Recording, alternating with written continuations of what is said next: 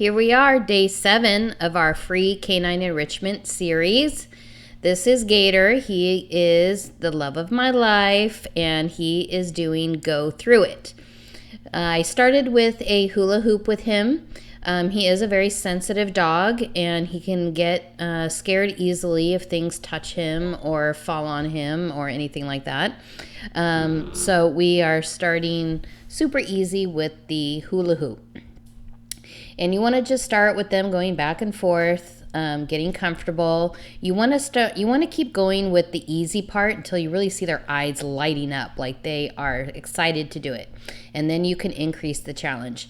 And how we increase the challenge is I save some boxes, and I created openings on each end. I did tape the box to make it sturdier, and then you will need to find something to prop the boxes so they don't just fall over on themselves.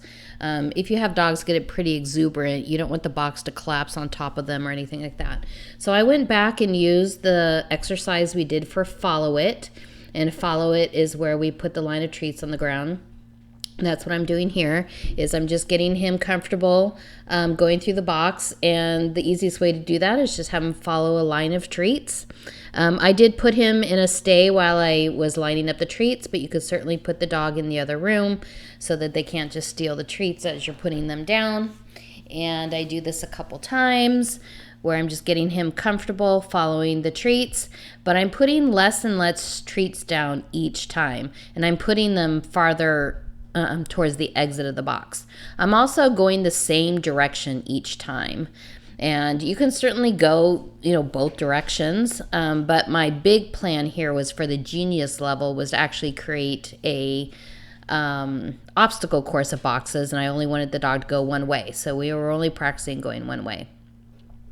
So we're just going the one direction through the box, and that time he did it without any treats at all on the ground, and that's what you want to get to. You want to get to the point where the dog will go through the box and run to the other side to meet you up and get the treat.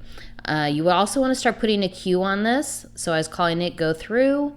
With some of the other dogs in later videos, I was calling it Tunnel. So you can call it whatever you want, but it is helpful if you put it on a cue. That way the dog knows what you want them to do. So now here we've switched to Fiesta, and I showed her the big box a couple times, but now I'm moving to a smaller box, which is the next level. I did not do that with my other dog because I did not think he would enjoy this, and he's older and I didn't want him bending down.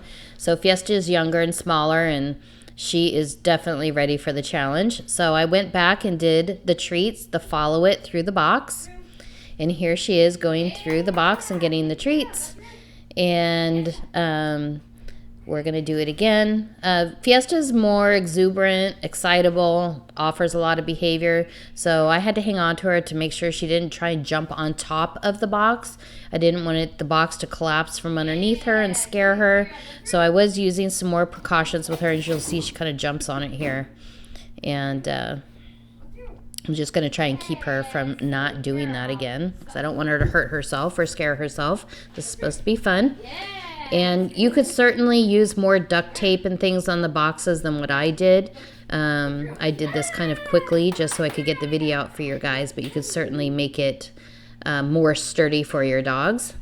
And here I've switched to Chuckles, the Pomeranian, and I'm going to start putting the boxes in a row. So since he's smaller, I could go 3 different sizes of boxes, and really this is just what I had on hand. So for the bigger dogs, I certainly could have had bigger boxes that were slightly smaller and still, had them chaining the boxes together. I could have just used 3 big boxes all the same size.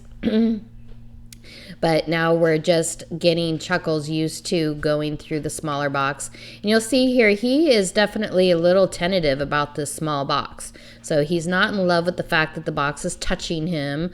He kind of feels like he might get trapped in there. So I'm really taking my time. You want to have a lot of reinforcement for going and playing this silly game. And at this point, I don't really care which way he goes through the box. I just want him to be happy going through the box.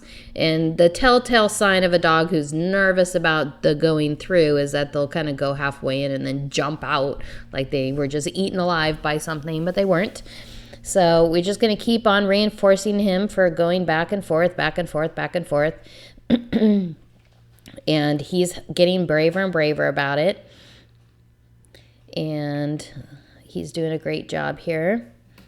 And we'll just keep on working it until he's comfortable. So we're not going to increase the challenge until he's super comfortable with just going through this silly little box.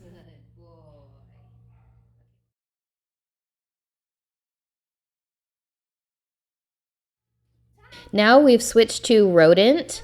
And Rodent has lots of experience going through things. We've played similar games like this with him before. So now I'm trying to create the go through into an obstacle course. So we have our 3 boxes lined up here. And first, he hasn't seen this before, and obviously it's a lot to look at with the chairs and all the stuff propped up the boxes. It's a lot to look at, and he needs to know which hole to go through. So we're going to start it by just rewarding each box at a time, and then try and chain 2 of them together. So I might try and chain the first 2 together and get a treat, and then the second 2 together and get a treat. And then I'll try for all 3, but you can see here he's a little confused. He's going under the chairs. He's jumping on top of the boxes. And as long as we're having a good time, it is just fine. But he's only going to get the treats for going through all 3. What a good boy.